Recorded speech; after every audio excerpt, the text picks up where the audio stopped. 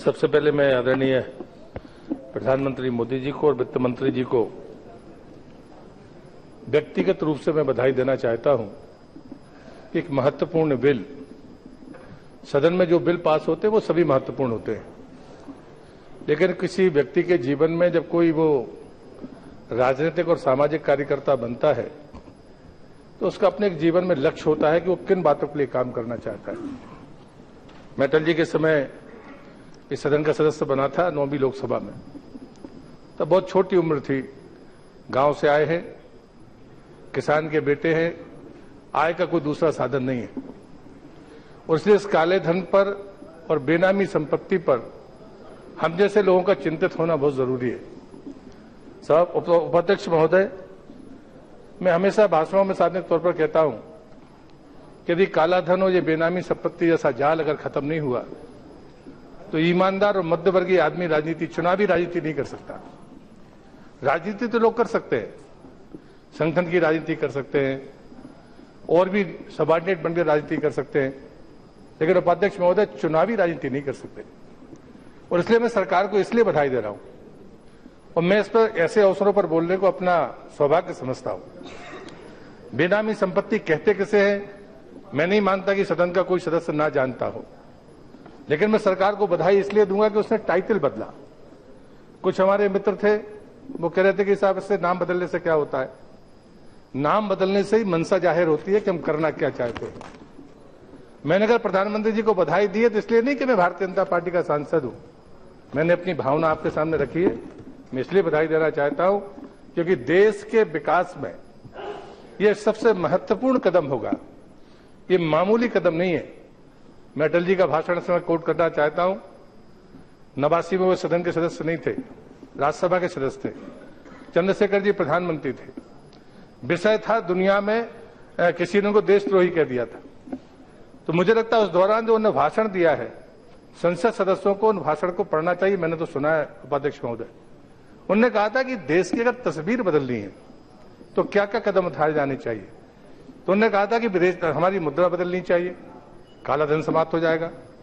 फिर अगर जरूरत नहीं है, देश में दुनिया अगर हम पर प्रतिबंध लगाती है तो जो हमारे पास में कैंटोनमेंट बोर्ड की जमीनें हैं, आने वाले 30 साल के सामरिक महत्व को छोड़कर जो हमारी जरूरत है उसके बाद उसको नीलाम करिए और हमारे देश के लोग ही खरीदें, ये सुनिश्चित करिए और पूंजी इकट्ठी करिए और देश को बनाने का काम करिए। तीसरी बात उन्होंने कही थी कि बजाय दुनिया के विश्व बैंक के सामने हाथ पसारने के, जो हमारे एनआरआईज हैं जो दुनिया में पड़े हुए हैं, उनसे निवेदन करो कि देश के लिए मदद करें। और उन्होंने जब वो प्रधानमंत्री बने तो उन्होंने 2 काम को पूरा किया। लेकिन ये ऐसा काम है जो मुद्रा बदलने से ज्यादा खतरनाक काम है। राजनीतिक दल जब काम करते हैं तो वो कभी भी इन चीजों को छूना नहीं चाहते।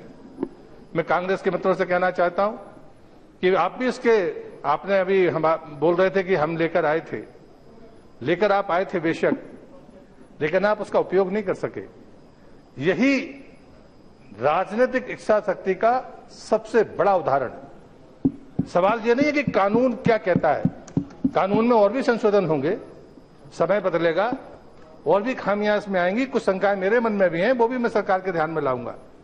लेकिन आज का दिन सरकार को बधाई देने का दिन है और उन तमाम लोगों को जो ईमानदार राजनीति के पक्षधर हैं, मैं दल की बात नहीं करना चाहता, अगर वो मानते हैं कि सरकारें बदलने से कुछ फर्क पड़ता है तो अगर उस बदलाव के कोई पैमाने हो सकते हैं उपाध्यक्ष महोदय, तो ऐसे ही कानून हो सकते हैं, अन्यथा कोई बदलाव का कोई कारण नहीं है। एक व्यक्ति की जगह दूसरा व्यक्ति बैठ जाएगा, इससे कोई फर्क पड़ने वाला नहीं है। व्यक्ति करता क्या है, व्यक्ति किन क्षेत्रों में कदम उठाता है, ये ऐसे फैसले हैं जो सरकारों को हिला देने वाले फैसले हैं। क्योंकि जिनके पास में संपत्तियां हैं वो मामूली लोग नहीं है, वो ताकतवर लोग हैं। लेकिन आखिर बेनामी संपत्ति का इसमें जो उल्लेख किया गया है, मैं उसको पढ़ना चाहता हूं उपाध्यक्ष जी।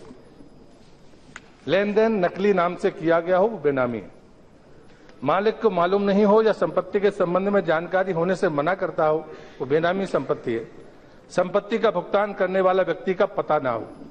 ये 3 बातें हैं, लेकिन इसके अलावा भी बेनामी संपत्तियां हैं।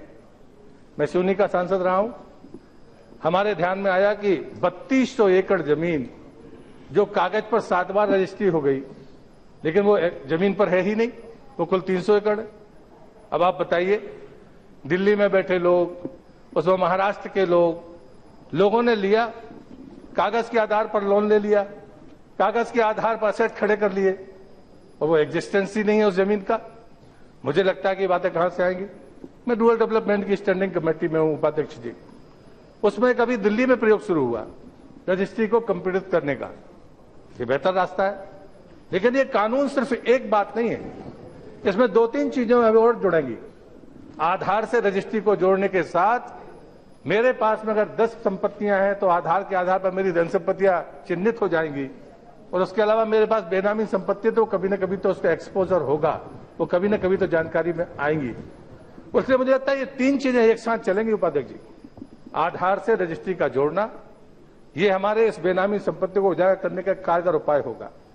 दूसरा, जो आयकर के जो हमारे तौर तरीके हैं, संपत्तियों को डिक्लेरेशन के जो तौर तरीके हैं जो हमारे सामने है, उसके बाद लोकपाल आएगा, तो हम चाहे सार्वजनिक रूप से जनप्रतिनिधि हो और चाहे अधिकारी हो, समय सीमा के भीतर हमें अपनी संपत्ति का डिक्लेरेशन करना पड़ेगा। तो आज नहीं तो कम से कम साल और 6 महीने, 1 साल के भीतर शायद हम उस स्थिति में पहुंच जाएंगे जो वास्तव में सदन में बैठा हो हर व्यक्ति चाहता है कि ईमानदार आदमी को कीमत मिलनी चाहिए, बेईमानों को कीमत नहीं मिलनी चाहिए।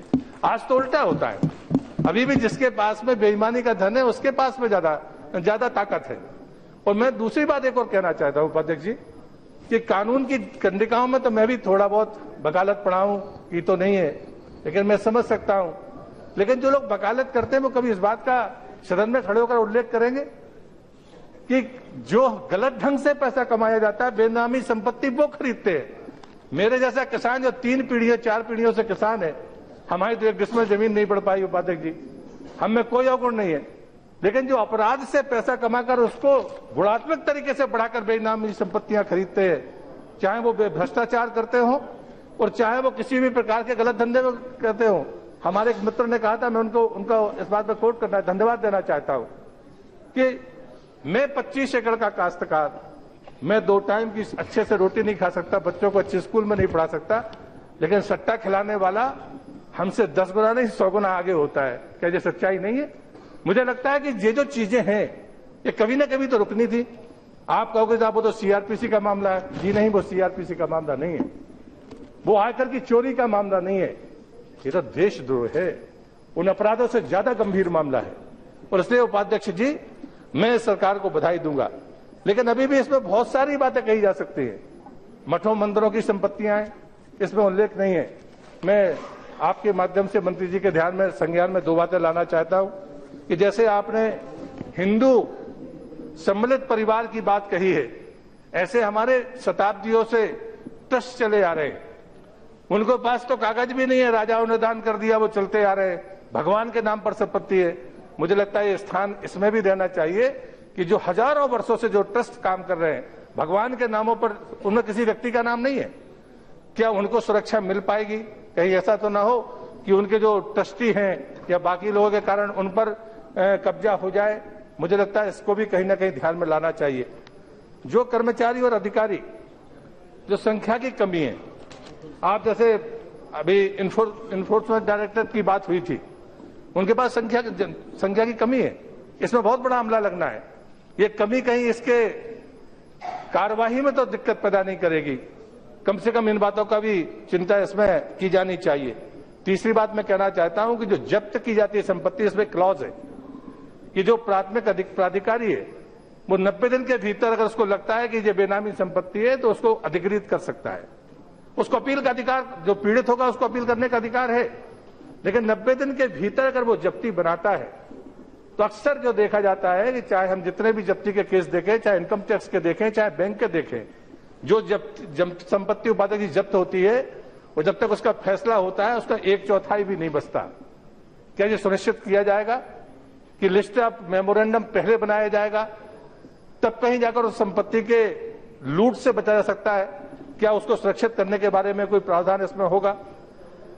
चौथी बात मैं कहूंगा कि जो इंटर स्टेट या जो देश के राज्यों में कोई पकड़ा जाता है दिल्ली में और उसकी बेनामी संपत्ति कर्नाटक में, उस संपत्ति का हकदार कौन होगा? स्टेट गवर्नमेंट होगी या सेंट्रल गवर्नमेंट होगी? मुझे लगता है ये नियम बनाते समय, मैं मानता हूं कि आपने विचार किया होगा, बहुत सारी बारीकियां इसमें है, हमारे मित्र तृणमूल के कल्याण जी बोल रहे थे, वो तो अधिवक्ता है, मुझसे ज्यादा समझते होंगे। लेकिन जब कभी प्राधिकरण का कोई अध्यक्ष होता है, उन्होंने कहा राजस्व के लोग क्यों होने चाहिए, इनकम टैक्स के लोग क्यों होने चाहिए, तो मैंने जो सिवनी का जो उदाहरण दिया वो इसलिए दिया कि अगर राजस्व का आदमी नहीं होगा तो इन बारीकियों को पकड़ नहीं सकता। अगर इनकम टैक्स का अधिकारी इसमें नहीं होगा तो इन ट्रांजेक्शन्स के बारे में बहुत आसानी से समझ नहीं सकता।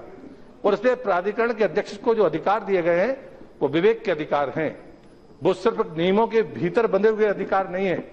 और इसलिए मैं इस नाते सरकार को बधाई दूंगा और साथ में ये भी कहूंगा कि ये जो जितने भी विषय इसमें आए हैं, अपील से लेकर नियुक्तियों तक, इस बात के लिए सरकार बधाई की पात्र है।